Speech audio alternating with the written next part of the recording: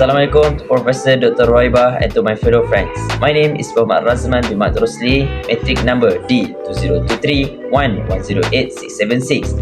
And today, I will give a speech about skeletal muscle function and components in exercise, which is muscular power. So, in the speech for today, I will cover 5 main points, which is the different type of muscle between sprinters, middle distance and long distance runner. The second point is the effect of resistance training on muscular power in older men. Next, my point is about gender-specific influences of muscle power on agility performance. My fourth point is greater neural adaptation following high versus low load resistance training. And my last point will be the impact of nutrition on muscular power. We begin with introduction that has been said by Professor from the Ohio State University, William J. Kramer. Power is one of the most important features of muscular performance and is measured in watts. It has become evident to everyone in sports today that muscular power is as important, if not more so than strength alone. Although there is an intimate relationship between force and velocity that make up the power equation, the ability to produce force at a rapid velocity of movement is what it seems to characterize the elite athlete in any sports today. Maintaining a well-worked muscle power is important for health and good quality of life during middle age. As the years go by, it becomes more complicated to get up from a seat or pick something up from the floor. This depends on the muscular power you have, how you exercise, and the continuity in your exercise. So let's continue for a background history about muscle. Firstly, from Kuhnert, 1864. A viscous protein was extracted from muscle with concentrated salt solution by Kuhnert 1864, who called it myosin and considered it responsible for a regular state of muscle. Secondly, from Murad and Ensal, 1930. Murad and Ensal showed that myosin in solution had a strong flow birefringence with indication that the particles were uniform in size and shape. Thirdly, from Weber, 1935, developed a new technique for in vitro study of contraction. He squirted myosin dissolved in high salt into water where it formed threads and that become strongly birefringent upon drying. Next, from Engelhardt and Lyubimova, 1939, reported in a careful study that myosin had ATPase activity. Furthermore, Polis and Meyerhoff, 1947, efforts by Polis 1947 to separate an ATPase from myosin failed. Meyerhoff also checked the effect of ATP on the myosin fiber of H. Weber and found that the fibers became more extensible. Finally, Lohmann, 1934. The importance of findings was underlined by the earlier findings that ATP was likely to be energy source. So let's move on to my first point for the research, which is different type of muscle between sprinters, middle distance and long distance runner. So here we can see in the explanation that the two types of skeletal muscle fibers are the slow twitch type 1 and the fast twitch type 2 fibers. Slow twitch muscle are activated in long resistance exercise, while fast twitch muscle are activated in forceful breakouts. Sprinters have the largest type 2 than the type 1 fibers areas in their legs extensor muscle because their training mainly includes fast repetitive movement. Based on the research and literature review, it shows that sprinters have a high percentage of muscle activity at initial contact. In particular, the tibialis anterior activity was the highest, while middle distance runner had the highest activity gluteus maximus, bicep femoris, and medial gastrocnemius of during initial contact. In long distance runner, the gluteus maximus and erector femoris activity during initial contact. So there are challenges and controversies in this research. Unlike muscle strength, muscle power is the product of muscle strength and contraction speed, and thus reflects the rate of performing work. Therefore, responses to balance losses must to be quick and to arrest terminate or reverse a falling body.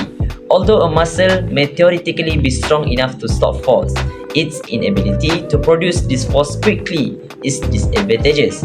From this perspective, muscle power could be more important than muscle strength in preventing falls.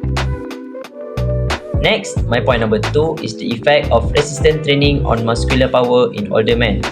Resistance training is often prescribed to elderly to prevent or reverse age-related loss in skeletal muscle size and function that could jeopardize independent living and quality of life. Resistance training is based on the principle that muscles of the body will wink to overcome a resistant force when they are required to do so. Based on the research and literature review, the phenomenon where a previous RT period facilitates rebuilding muscle strength and muscle mass during retraining has been repeatedly reported in humans and has been attributed to remaining neural adaptation. So, there are challenges and controversies in this research. Specifically, stained cross-section of the vastus lateralis muscle in older men using the myonuclei specific label PCM1. However, the findings reveal no significant increase in myonuclear number or muscle fiber growth following the training period. So let's move on to my third topic, which is gender-specific influence of muscle power on agility performance. Agility is often recognized as the ability to quickly change direction and to start and to stop quickly. Some authors have identified agility as the ability to maintain and control correct body positions while quickly changing direction through a series of movements. Based on the research and literature review, studies conducted so far noted differential influence of the speed and movement on different agility manifestation in men and women. More precisely, power and speed are not evidenced as strong predictors of the agility in trained men, but investigators noted higher correlation between speed and power in relation to agility among women. So, for the challenge and controversies in this research, which is studies in which the authors sample only athletes who competed in sports involving sprints with change of direction support the findings of the relatively low influence of power on agility measures. Those findings are in concordance with the results is not a significant predictor for any of the studied agility measured in men. My point number 4, which is greater neural low load resistant training. The specific neuromuscular adaptations responsible for the increase in muscle strength are often broadly grouped as morphological and neural.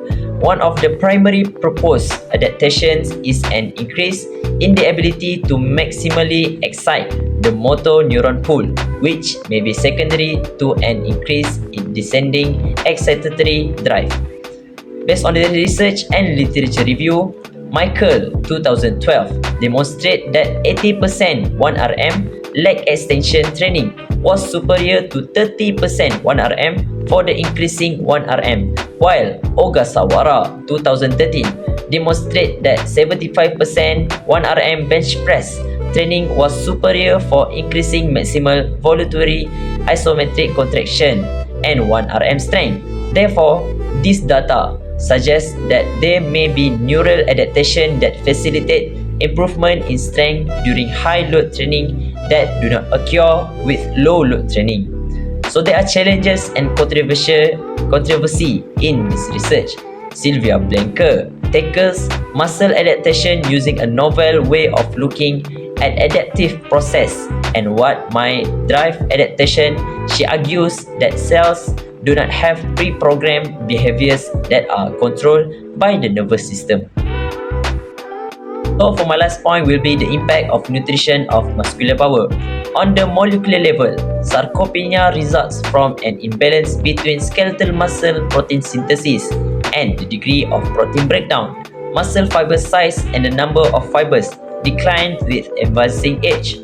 From epidemiological data, it is estimated that humans lost 24 to 27% of muscle mass in the last decade of life.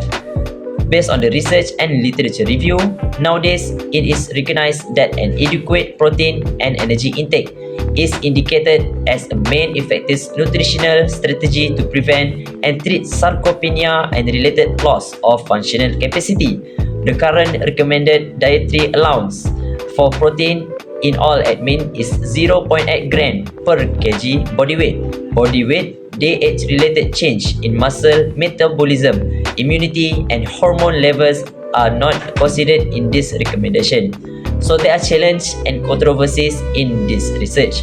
There is a growing need in vivo human studies to investigate the impact of nutrition on precise cellular mechanisms that contribute to sarcopenia and the observed age-related changes in the protein synthesis response of skeletal muscle towards exercise and nutritional supplementation.